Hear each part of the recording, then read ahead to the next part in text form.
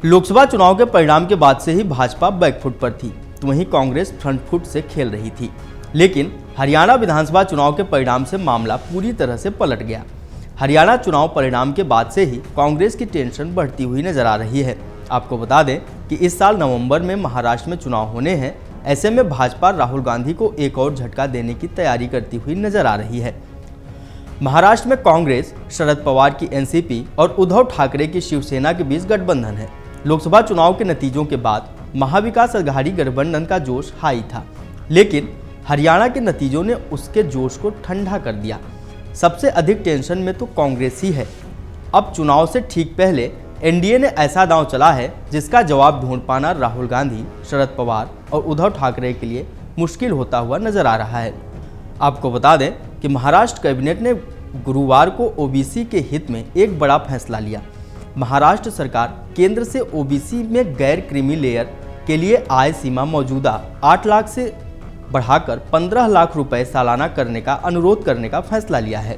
इसका मतलब यह है कि महाराष्ट्र सरकार ने केंद्र से मांग की है कि ओबीसी में क्रीमी लेयर तय करने की जो मौजूदा सीमा 8 लाख है उसे 15 लाख कर दिया जाए। यह फैसला महाराष्ट्र में होने वाले विधानसभा चुनाव से ठीक पहले आया है। अगर ऐसा हो जाता है तो ओबीसी यानी अन्य पिछड़ा वर्ग श्रेणी में आरक्षण का लाभ हासिल करने के लिए गैर क्रीमी लेयर प्रमाण पत्र की जरूरत होती है। यह प्रमाण पत्र प्रमाणित करता है कि उस व्यक्ति की पारिवारिक आय निर्धारित सीमा से कम है। महाराष्ट्र में भाजपा, एनसीपी, शिवसेना ने ओबीसी के साथ साथ एससी जाति के वोटरों को भी लुभाने वाला दांव चला है। एकनाथ शिंदे के नेतृत्व में महायुति सरकार ने राज्य अनुसूचित आयोग को संवैधानिक दर्जा देने वाले अध्यादेश पर मुहर लगा दी है।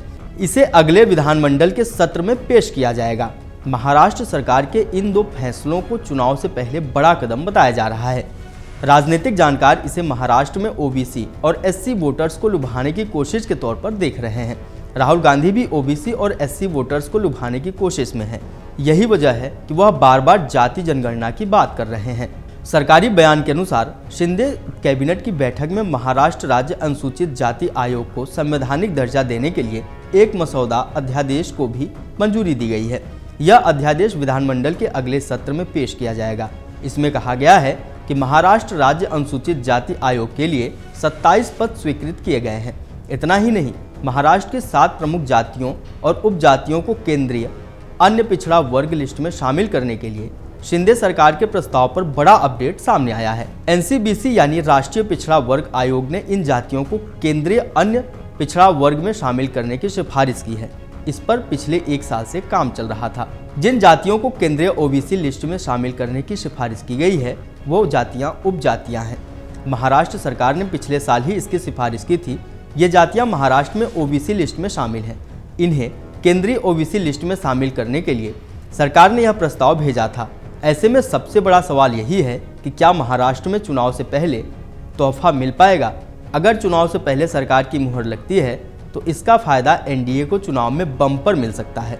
इस फैसलों में से एक पर मुहर लगने की कमान महाराष्ट्र सरकार के हाथ में है तो दूसरे और तीसरे की कमान केंद्र की मोदी सरकार के हाथ में है। अगर महाराष्ट्र की बात मानकर केंद्र सरकार क्रीमी लेयर तय करने की सीमा 15 लाख कर देती है तो यह महाराष्ट्र चुनाव में बड़ा सियासी कदम साबित हो सकता है।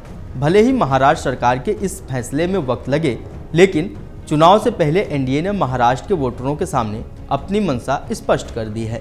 अगर आप ये वीडियो YouTube पर देख रहे हैं तो हमारे चैनल को सब्सक्राइब कर बेल आइकन दबाएं और Facebook पर देख रहे हैं तो हमारे पेज को लाइक करें। 8 मिलियन प्लस सब्सक्राइबर, आपके इस भरोसे के लिए बहुत धन्यवाद।